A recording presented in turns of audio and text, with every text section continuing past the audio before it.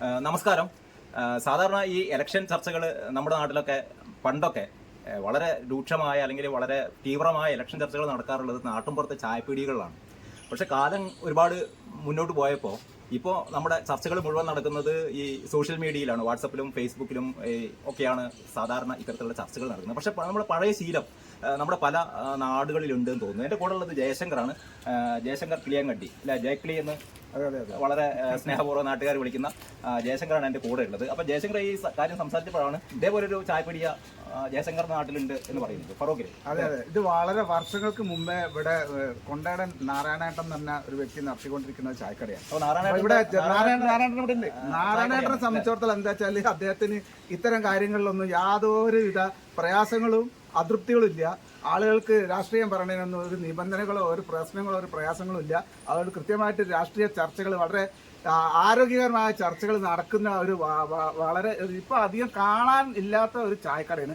ആ ചായക്കട വിശേഷങ്ങളിലേക്കാണ് പ്രേക്ഷകരെ നമ്മൾ ഇതിലേക്ക് ക്ഷണിക്കാൻ വേണ്ടി പോകുന്നത്. അപ്പോൾ നമുക്ക് ചായക്കട വിശേഷങ്ങൾ കാണാം. നമ്മൾ ഷൂട്ട് ചെയ്തുകൊണ്ടിരിക്കുന്നത് അബ്ദുറഹിമാനാണ്, കള്ളിത്തൊടി അബ്ദുറഹിമാൻ അല്ലേ? അബ്ദുറഹിമാൻ കള്ളിത്തൊടി. അബ്ദുറഹിമാനെ കണ്ട് നമ്മുടെ ചർച്ചയിൽ വരുന്നുണ്ട്. അപ്പോൾ അബ്ദുറഹിമാൻ നമുക്ക് കാണാം. ഏതായാലും നമുക്ക് ചർച്ചയിലേക്ക് പോകാം. ഓക്കെ. ചായല്ലേ? മധുരൊന്നും വേണ്ട, അതിന്റെ ലാഭം കൂടി എടുത്തോ. അത് വേണ്ട, ലാഭം കട്ടണേ, മധുരം കുറച്ച് കട്ടണായിക്കോ. എനിക്കൊരു മധുരം കുറവ് ചായ.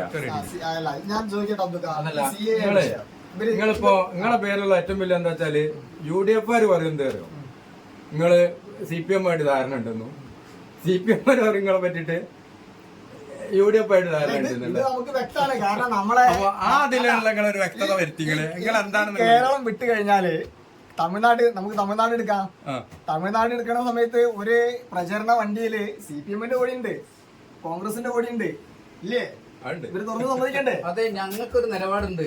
ഞങ്ങൾ പരസ്യമായിട്ട് ഞങ്ങളോട് പറഞ്ഞിരിക്കണ്, ഈ തെരഞ്ഞെടുപ്പ് പ്രഖ്യാപിച്ചപ്പോ അഖിലേന്ത്യാ ഞങ്ങൾക്ക് ഒരു നയമുണ്ട്. എന്നാ ഞങ്ങൾ നയം ഇന്ന് ഇന്ത്യക്ക് ഏറ്റവും വെറുക്കപ്പെടേണ്ട ഒരു ഭരണമായിട്ട് മാറിയിട്ടുള്ള മോഡിന്റെ ഭരണ. അതല്ല അവിടെ ഞാൻ പറയട്ടെ, അത് എതിർക്കാൻ വേണ്ടി ഞങ്ങള് BJP-നെ പരാജയപ്പെടുത്താൻ ഏത് മേഖലക്കകത്തും ആരെ വേണമെങ്കിലും ഞങ്ങൾ സഹായിക്കും. അങ്ങനല്ല, അത് കോൺഗ്രസിനെ സഹായിക്കും. ഇത് ഞങ്ങൾ പറഞ്ഞുകൂടാ ചെയ്യണം. മുഖ്യമന്ത്രി വേറൊരു കാര്യം പറഞ്ഞു, നിങ്ങളതിലെ നിഷ്പക്ഷമായിട്ട് പറയാണ്. അതായത് നമ്മളെ മറ്റേ രാഹുൽ ഗാന്ധി പ്രധാനമന്ത്രിയാകാൻ പോരാ എന്നുള്ള രീതിയിലുള്ള വർത്തമാനങ്ങളൊക്കെ പല പ്രാവശ്യങ്ങളായിട്ട് പ്രസംഗിച്ചിട്ടുണ്ട്. കാരണം കഴിവില്ല എന്നുള്ളത്. പിന്നെ നിങ്ങൾ ആരെ നേതാവാക്കിട്ട് വെച്ചിട്ടാണ് നിങ്ങൾ അതിൽ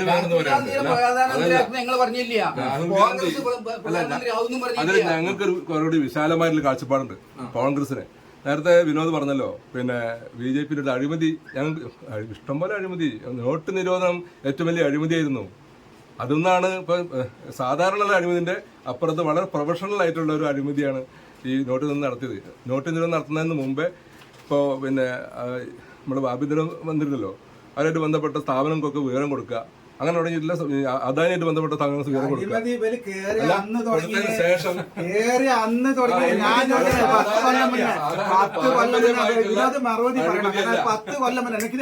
10 കൊല്ലം മുന്നേ ഇവര് കേറിയ സമയത്ത് ആദ്യം ചെയ്ത പണി എന്താ അറിയോ? ഇവിടെ ജീവൻ രക്ഷാ ഔഷധങ്ങൾ 10 ഇരട്ടി വരെ ക്യാൻസറിന്റെ മരുന്ന് 800 രൂപയിൽ 8000 രൂപ ആക്കിയ ആൾക്കാരാ. ആദ്യം ചെയ്ത പണി ജീവൻ രക്ഷാ ഔഷധങ്ങൾക്ക് വില കൂട്ടിയതാ. ആർക്ക് വേണ്ടിട്ടാ? ഇന്ന് നിങ്ങൾ ശ്രദ്ധിക്കണം, ഇന്ന് നമ്മുടെ ഭാരതത്തിന്റെ അകത്ത് 25,000-ലധികം ജനൌഷധി ഷോറൂമുകൾ തുറന്നിട്ട് ജീവൻ രക്ഷാ മരുന്നുകൾ 75% വിലക്കുറവിലാണ് നരേന്ദ്രമോദി സർക്കാർ നൽകുന്നത്. പക്ഷെ നമുക്ക് വേറൊരു അഭിപ്രായം. മറ്റൊരു കാര്യമുണ്ട്. കാരണം എന്താ വെച്ചാല് ഇവിടെ ഇപ്പൊ 10 വർഷമായിട്ടുള്ളൂ മോഡി വന്നിട്ട്, അതിന് 10 വർഷം ആയില്ല. പക്ഷെ റെയിൽവേ സ്റ്റേഷന്റെ മേലെ മുഴുവനും മോഡിന്റെ ഫോട്ടാണ്. ഈ ജനൌഷധിന്റെ മേലെ വന്നിക്കാണ് കോവിഡ് മരുന്നിന്റെ കാര്യം പറയാം. അതല്ല, അപ്പൊ അതെന്താ വെച്ചാൽ ഇവിടെ വേറെ പ്രധാനമന്ത്രിമാരും വന്നില്ല എന്നുള്ള മരുന്നിന്റെ കാര്യത്തില് പിന്നെ വിനോദ് പറഞ്ഞല്ലോ, ഇതില് ഞാൻ പറയട്ടെ, ഇതൊന്ന് പറയട്ടെ. മരുന്നിന്റെ കാര്യത്തില് നിങ്ങൾ പറയണ പിന്നെ മോദിന്റെ ഷോപ്പ്, മെഡിക്കൽ ഷോപ്പ് ഉണ്ടല്ലോ, അതിന്റെ പേരിലുള്ള ആ മെഡിക്കൽ ഷോപ്പിലെ മരുന്നും പുറത്തുനിന്ന് വാങ്ങണ മരുന്നും തമ്മിൽ താരതമ്യം ചെയ്തിട്ടുണ്ട്. പലരും താരതമ്യം ചെയ്തിട്ടുണ്ട്. ഇപ്പൊ ഞാൻ പറയാ, ഇപ്പൊ ESA കോർപ്പറേഷൻ ഉണ്ട്, അവിടെ കൊടുക്കുന്ന മരുന്നും പുറത്തുനിന്ന് വാങ്ങണ മരുന്നും തമ്മിൽ ഒരുപാട് അന്തരമുണ്ട്. ഈ മരുന്നിന്റെ കണ്ടന്റിന് വ്യത്യാസം ഏറ്റവും പുതിയൊരു വിഷയം അതായത് അമേരിക്ക ഉൾപ്പെടെയുള്ള രാജ്യങ്ങളിൽ നിരോധിച്ച മരുന്നുകൾ ഇവിടെ മരുന്ന് കമ്പനികൾക്ക് വേണ്ടി നിഷ്പ്രയാസം ഇഷ്ടം പോലെ സുലഭമായിട്ട് വിൽക്കാനുള്ള അനുമതി കൊടുത്തത് അതിന് അഴിമതി എന്നല്ല എന്താ പറയാ.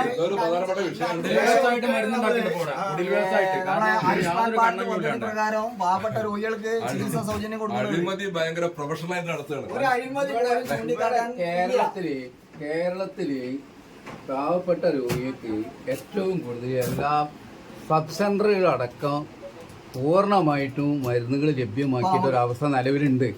എന്ത് അങ്ങ് ആയുഷ്മാൻ ഭാരതിലേക്ക് ആര് പോണ്?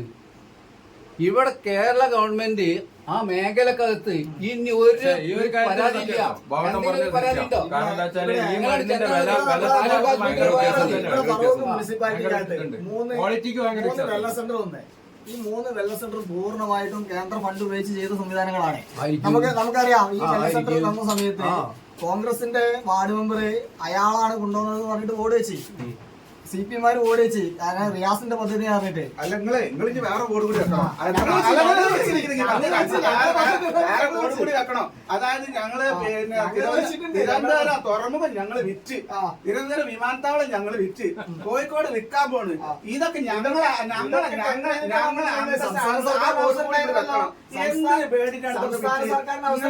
സത്യം സർക്കാർ ടെൻഡറിൽ പങ്കെടുക്കാൻ വേണ്ടിയിട്ട് എല്ലാ കടലാസിന്റെ ആളും കൊടുത്തു ലാഭം കിട്ടണ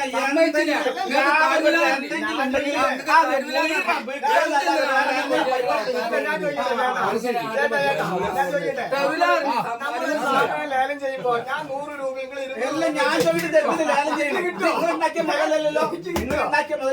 ഇവിടെ ഭരിച്ചു കണ്ട് ജനങ്ങൾക്ക് വേണ്ടി ഭരണം നടത്തിയ മുൻ സർക്കാരുകൾ ഉണ്ടാക്കിയ വിറ്റ് മുടിക്കാനുള്ള എന്തെങ്കിലും സാധനം 10 രൂപ മരുന്ന് കൊടുത്താൽ എന്തെങ്കിലും ഒരു വലിയ പദ്ധതി ഇന്ത്യ രാജ്യത്ത് കൊണ്ടുവന്നിട്ട് ഞങ്ങൾ കുറച്ച് ആൾക്കാർക്ക് പണി പ്രധാനമന്ത്രി കിസാൻ സമ്മാൻ നിധി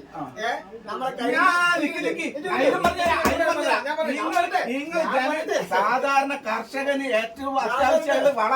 ഈ വളത്തിന് 10 വില കൊടുക്കില്ല, 2000 വില കുറവിൽ 2000 കൊടുത്തിട്ടുണ്ടല്ലോ സാധനം വെക്കാൻ പറ്റില്ല എന്ന് പറയുന്നുണ്ട് ആൾക്കാര്. അതെന്താ അതിന്റെ സ്ഥിതി അറിയില്ല. ഞാൻ പറഞ്ഞിട്ട് 7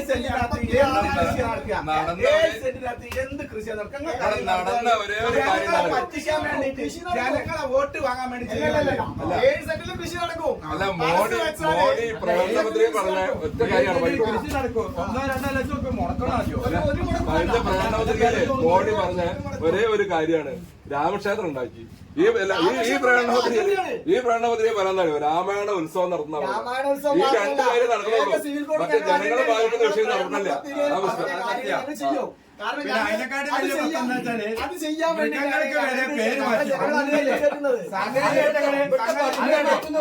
സിംഹത്തിന്റെ പേര് മാറ്റി അംബാനി തുടങ്ങിയിട്ടുള്ള വലിയ സിംഹത്തിന്റെ പേര് അത് മാറ്റി വേറെ പേരാക്കിടും. സാധാരണക്കാരന്റെ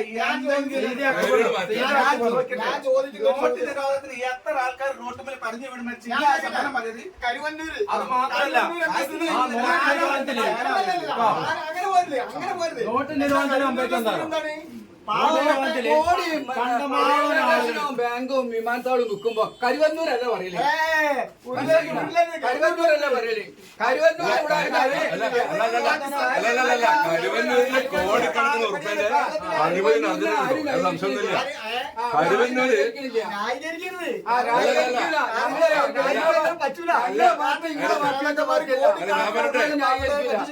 നിങ്ങൾ രണ്ടാളുണ്ടല്ലോ കരുവന്നൂരിലെ അഴിമതി നടത്തിയ ഒരു കൂട്ടരും അവരെ സംരക്ഷിക്കാൻ വേണ്ടി ഞങ്ങൾ കൊടുക്കണേ. നിങ്ങൾ ഇതുവരെ ഈടിനെയും കൊണ്ടുവരും, ഇങ്ങനെ കൊണ്ട് ഇങ്ങനെ കടുപ്പിക്കും, എടുത്തീങ്ങൾ എത്തൂല, അടുത്ത തീങ്ങൾ എത്തൂല. കരുവന്നൂർ ബാങ്കിന് 600 കോടി ഉറുപ്പ്യ നിങ്ങളെ തുടങ്ങി വെച്ചതാണ് ഇവരിവിടെ നടപ്പിലാക്കണത്. വെറുതെ വേണ്ടാത്ത വർത്തമാനം പറയരുത്. ഞങ്ങൾ കരുവന്നൂർ ബാങ്ക് കാണുന്നില്ല. നിങ്ങളെ കരുവന്നൂർ ബാങ്ക് ഞങ്ങളല്ലേ ഈ കോർപ്പറേറ്റ് നയങ്ങള് പൂർണ്ണമായിട്ട് കോർപ്പറേറ്റ് നയം കൊണ്ടല്ലേ നിങ്ങളെ കൊണ്ടുവന്നതാ. അല്ല അത് കരുവന്നൂർ ഇവര് അല്ല നടപ്പിലാക്കി. കരുവന്നൂർ ബാങ്കാണ് വിഷയം. അപ്പടി കൊടുക്കുക. കരുവന്നൂർ ബാങ്കാണ് വിഷയം. അതുപോലെ കരുവന്നൂർ ബാങ്കില് തെറ്റ് ചെയ്തിട്ട് ഓരോ വെള്ളം കുടിക്കുന്നു. ആര് കുടിപ്പിക്കുന്നവരാണ്? കേന്ദ്രമാണ്.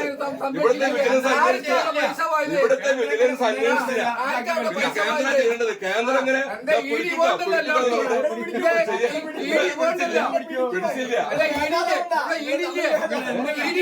ഇടി വരണില്ലല്ലോ. ഇടി എല്ലാരും മുന്നിൽ പോകും. അടുത്തേക്ക് എത്തുമ്പോ മാറിക്കോളും. എന്താ കാരണം അറിയോ? നിങ്ങൾ എല്ലാവരും അവിടെ സൈലന്റ് ആവണം. മൊയ്തീൻ മിണ്ടണ്ടോ? കേരളത്തിൽ ഇടി വന്നാല് നല്ല ഇടി, അത് യു പിയിലോ അല്ലെങ്കിൽ നിങ്ങൾ വരിക്കുന്നിടത്ത് പോയി ഞങ്ങളത് പറഞ്ഞില്ല. ഞങ്ങൾ നിന്നിക്ക. ഞങ്ങളുടെ നേതാവ് രാഹുൽ ഗാന്ധി ഒരു ദിവസം മുഴുവൻ ഈടിന്റെ അന്വേഷണം നിന്നിക്ക. ഞങ്ങൾ ഈടിന് കഴിച്ചിലാകാൻ വേണ്ടി എവിടെയും പോയിട്ടില്ല. ഒരു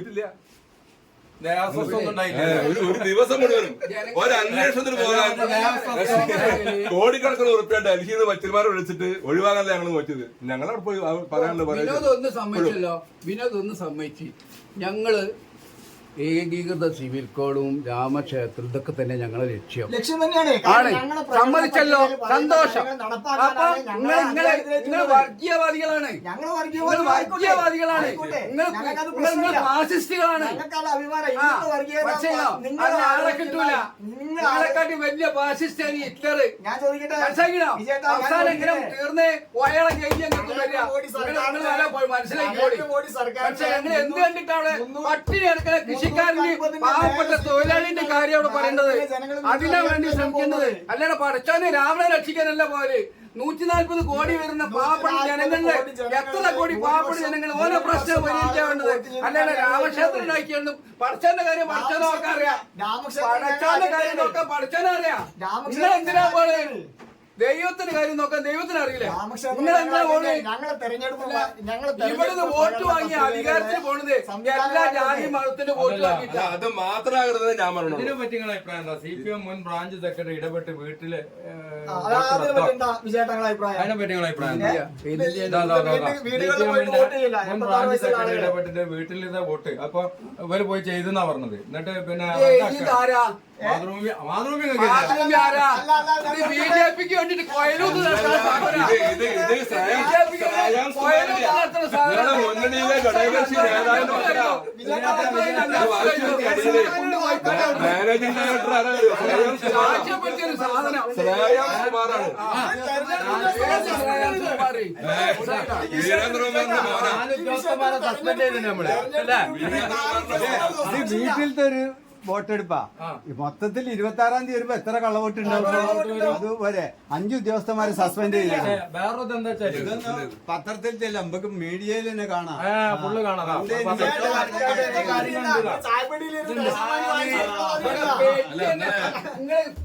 പത്രം നിങ്ങൾ വായിച്ചോ?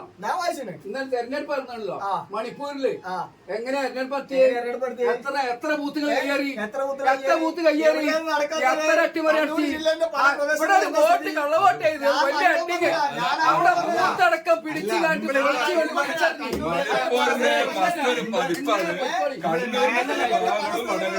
നമ്മള് മാനുവലായിട്ട് ഇവിടെ കള്ളവോട്ട് ചെയ്യണോ നിങ്ങൾ ചർച്ച ചെയ്ത് വലിയ ബുദ്ധിമുട്ടൊന്നും വേണ്ട. EVM VVPAT മെഷീൻ എങ്ങനെ വേണേ ഡിസൈഡ് കണ്ട ആവശ്യത്തെ ജയിക്കാൻ സംവിധാനം ഉണ്ടാക്കാൻ പറ്റിയ സാധനം.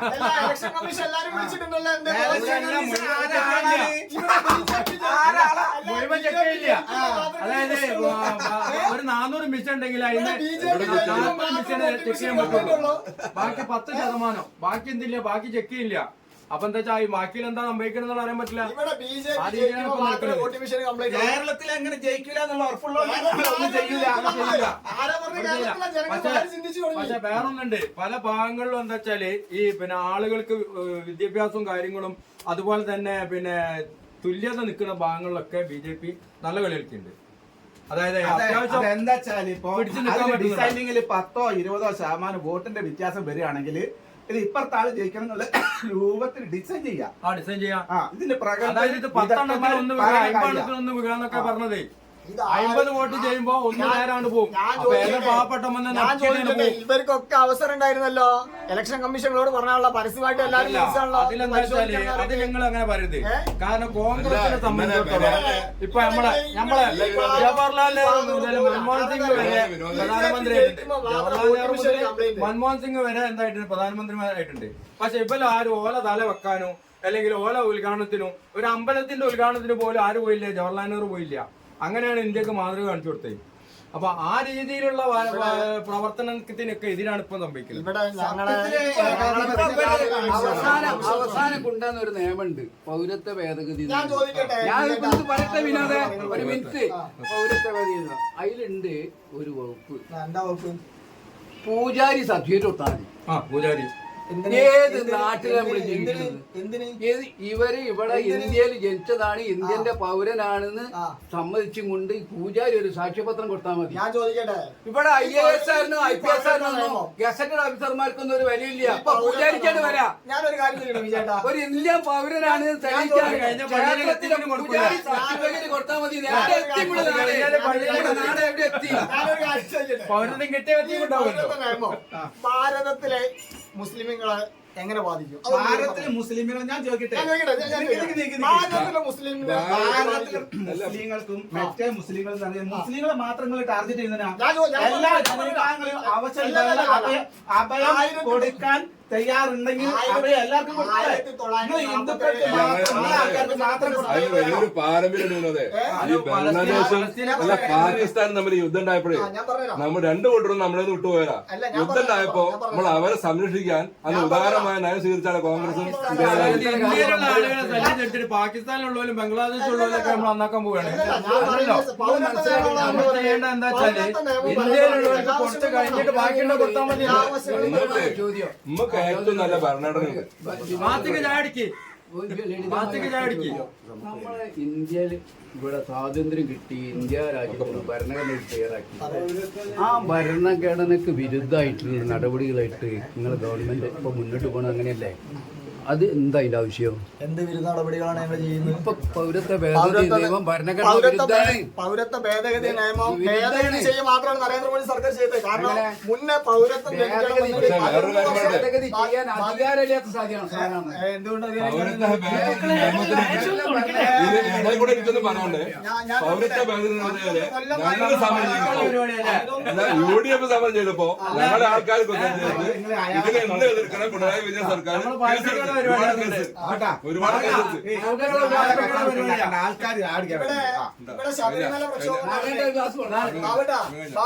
ഇവിടെ ശബരിമല പ്രക്ഷോഭം നടന്നേ, അതുപോലെ പൗരത്വ നിയമത്തിനെതിരെയുള്ള പ്രക്ഷോഭം നടന്നേ. പിണറായി വിജയൻ ഗവൺമെന്റ് എടുത്ത നിലപാടെന്താ? ഇപ്പോഴും ശബരിമല പ്രക്ഷോഭത്തിന്റെ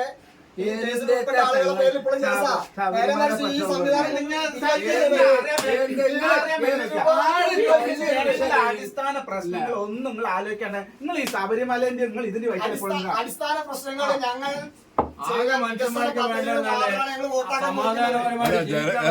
ജനങ്ങളെ വിശ്വാസങ്ങളെ നമ്മൾ സംരക്ഷിക്കണം. അതിന് ജനങ്ങളുടെ മതപരമായ വിശ്വാസവും ജനങ്ങളെ സ്വത്വവും അതൊക്കെ സംരക്ഷിക്കപ്പെടുന്ന സർക്കാരിന്റെ ബാധ്യതയില്ലേ? ഒരു സർക്കാർ നമ്മളെ ഭരണഘടന അനുശാസിക്കുന്ന എല്ലാ മതങ്ങളെയും അതിന് ഒരു മതത്തിന് മാത്രം വരുമ്പോഴാണ് പ്രശ്നം വരുന്നത്. ഞങ്ങളെ സംബന്ധിച്ച് ഞങ്ങൾ ചെയ്ത വികസന പദ്ധതികൾ മാത്രം മതി ഞങ്ങൾക്ക്. എന്ത് വികസനങ്ങൾ? എന്റെ പേര് വിജയകുമാരൻ, കിളിയങ്കണ്ടി, CPIM-ന്റെ Karuvanthuruthi local committee secretary. Okay. എൻ്റെ പേര് വിനോദ്. പാർട്ടിയുടെ ചുമതലയൊന്നുമില്ല, BJP-യുടെ ജനപ്രതിനിധിയാണ് 31-ാം ഡിവിഷൻ ഫറോക്ക് മുനിസിപ്പാലിറ്റി. എൻ്റെ ഒരു ബാബു വാളക്കട, കരുവന്തുരുത്തി മണ്ഡലം കോൺഗ്രസിന്റെ പ്രസിഡന്റാണ്. ഞാൻ അബ്ദുറഹ്മാൻ കള്ളിത്തൊടി, ഞാൻ CMP-ന്റെ ഫറോക്ക് മണ്ഡലം കമ്മിറ്റി.